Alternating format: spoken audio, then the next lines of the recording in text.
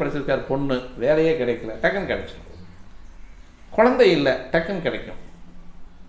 அதேமாதிரி வேறு ஏதோ ஒரு தொழில் ரீதியாக நீங்கள் முயற்சி எடுக்கிறீங்க அப்படின்னா டக்குன்னு உங்களுக்கு அந்த அமைப்பில் வந்து இந்த குரு அப்படின்னு சொல்லக்கூடியவர் உங்களுக்கு மிக ஒரு லாபமான பலன்களை தருவதற்கு கடமைப்பட்டவராகிறார்.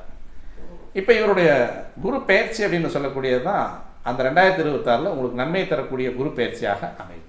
இப்போ சனியினுடைய அமைப்பை பார்க்கும் பொழுது குருவனுடைய பொருளாதாரத்தை கொஞ்சம் அவர் செலவு செய்யக்கூடிய அமைப்பில் இருக்கார். 11 லாபச்சனியாக இருந்தாலும் உங்களுக்கு 9, 10 குடையவனாக இருக்கும் பொழுதும் லாபச்சனி என்ற அந்தஸ்தில் உட்காரும்போதும் 10 ராகு இருக்கான். அப்போ 10 ராகு இருக்கக்கூடியது அப்படின்ற ஒரு அமைப்பு வந்து கர்மஸ்தானத்தில் மூதாதையர் அப்படின்னு சொல்லக்கூடிய கிரகம் வந்து உட்கார்றது ஏதோ ஒரு கர்மகாரியங்களை செய்வதற்கு கடமைப்பட்டவன். எப்பவுமே 10 வந்து ராகு வரும்பொழுது ஒன்று செய்வான். கோச்சாரத்தில் வரக்கூடிய சுப கிரகங்களோ அசுப கிரகங்களோ 10 வந்து உட்காரும்போது ஒன்று வேலை வாங்கி தருவான், அல்லது ஒரு குழந்தையை தருவான், அல்லது அவங்க வீட்டில் யாரோ ஒருத்தரை கர்மம் பண்ண வைப்பான். இந்த 3 கேட்டகரியில் வந்து அந்த ராகுவோ கேதுவோ உட்காருவாங்க. சனி இந்த 3 பேர் உட்காரும்போது இந்த சிரமத்தை கொடுப்பாங்க. மற்றபடி செவ்வாயோ சூரியனோ உட்காரும்போது அது வேறு விதமான பலன்கள் கொடுப்பாங்க.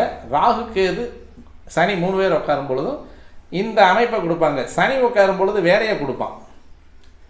அந்த நேரம் வரைக்கும் அந்த 10 உட்காரக்கூடிய சனி வேலை மாற்றத்தை கொடுப்பான், வேலை மாற்றத்தை கொடுப்பான், அல்லது வேலையில் வந்து சிக்கலை கொடுப்பான். ஆனால் அந்த நேரத்தில் தான் வந்து அவருக்கு குழந்தை அப்படின்றது ஒன்று வாய்க்கும்.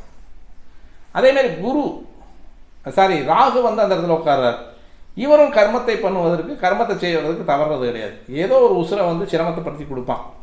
அது கர்மகாரியத்தை பண்ண வேண்டிய ஒரு காலகட்டமாக இருக்கும். ஆனாலும் இந்த இடத்துல 10 இருக்கக்கூடிய ராகு அப்படின்றது வந்து தொழில் பிரம்மாண்டத்தை கொடுக்கக்கூடியவனாக அந்த தொழிலுக்கு வந்து முதலீடு அதிகமாக செய்யக்கூடிய ஒரு நிர்பந்தத்தை கொடுப்பான். அது செஞ்சு வச்சோம்னா நமக்கு நன்மையை தருமா அப்படின்னு பார்த்தோம்னா கொஞ்சம் அது சிரமத்தை கொடுக்கக்கூடிய அமைப்பாக தான் இருக்கும். இருந்தாலும் போடக்கூடிய ஒரு காலகட்டமாக இருக்கும். அளந்து போடணும். எங்கே போட்டாலுமே கடலில் கொட்டினாலும் அளந்து கொட்டணும், ஆற்றுல கொட்டினாலும் அளந்து கொட்டணும்னு சொல்கிறாங்க இல்லையா? அப்போ உங்களுடைய தொழில் ரீதியாக எந்த அளவுக்கு உங்களுக்கு முதலீடு செய்யணும் அப்படின்றத பார்த்து செய்யணும். அதே மாதிரி வந்து வங்கி கடன் அப்படின்றத வந்து உங்களுடைய அளவுக்கு தகுந்த மாதிரி நீங்கள் வாங்கிக்கணும்.